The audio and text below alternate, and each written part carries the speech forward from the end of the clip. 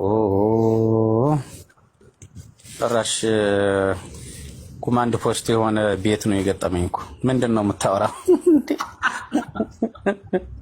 ስንት አምላክ ነው ያለው ቀሲስ በክርስትና?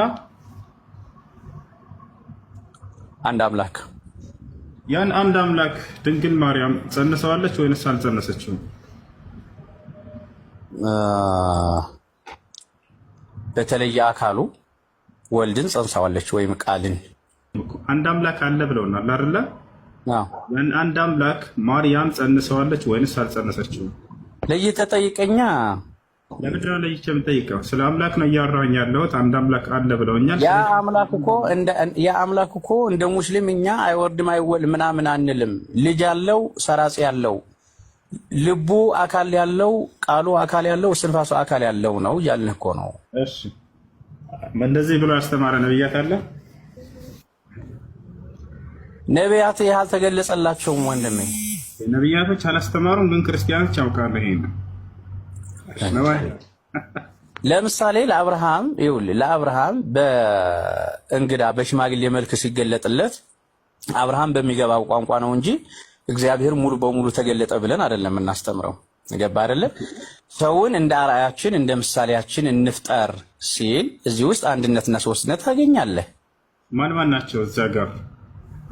አብ ወልድና መንፈስ ቅዱስ። ማን ነው እንደሱ ብሎ የተናገረው? ሙሴ በመጽሐፉ ባለቤት ይሄን ያውቅ ነበር? ጸሐፊው እኮ ሙሴ ነው።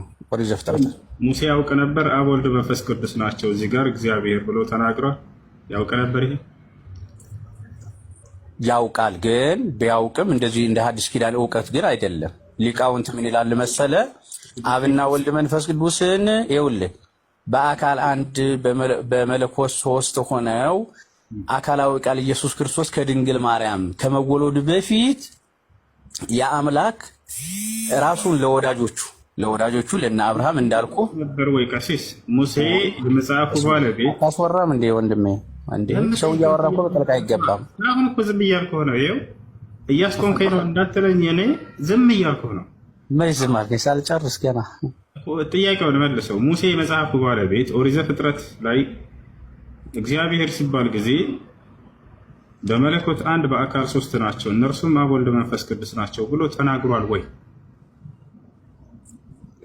አብ ወልድ መንፈስ ቅዱስ አላለም።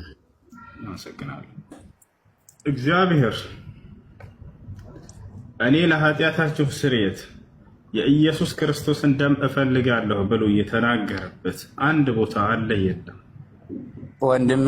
የለም የምትለውን ሀሳብ እያመጣህ መጠየቅ የለብህም። መጽሐፍ ቅዱስ አንብብ። እንደኔ እየነገርኩህ ነው። አሳየዋ። ሚስጥር ነው ወይ? አሳየው፣ ንገረዋ።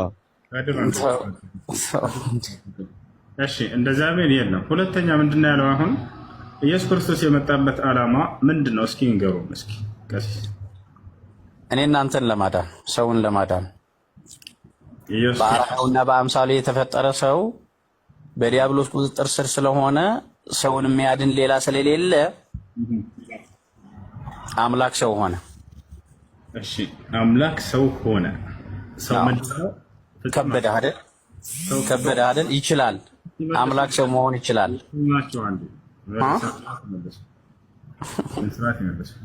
ኢየሱስ ክርስቶስ የመጣው እኛን ለማዳን ነው እያሉ ነው። እንግዲህ ኃጢአት አለብን አይደል? የአዳም ልጆች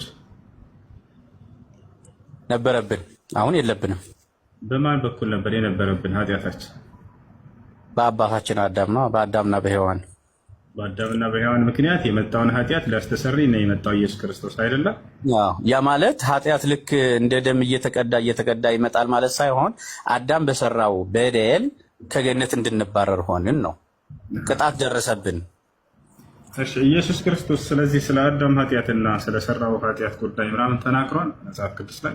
እንኳን የሱን ኃጢአት ሊያስተሰርይ ተውትና አዳምንና የሰራውን ኃጢአት አንስቷል ወይ መጽሐፍ ቅዱስ ላይ? ጭራሽ ኮማንድ ፖስት የሆነ ቤት ነው የገጠመኝ እኮ። ምንድን ነው የምታወራው? የአምላክን ስራ እንዲህ አድርገህ ዝም ብለህ በአንድ ደቂቃ እንዲህ አይነት ድፍረት አለ እንዴ? በጣም ይገርማችኋል። ኢየሱስ ክርስቶስ የመጣበት ዓላማ የአዳምንና በእርሱ በኩል የመጣውን ኃጢአት ሊያስተሰርይልን ነው ብለው ክርስቲያኖች የእምነታቸው መሰረት ይሄ ነው። ግን ኢየሱስ ክርስቶስ ይህን ጉዳይ አለማወቁ አይደንቅም።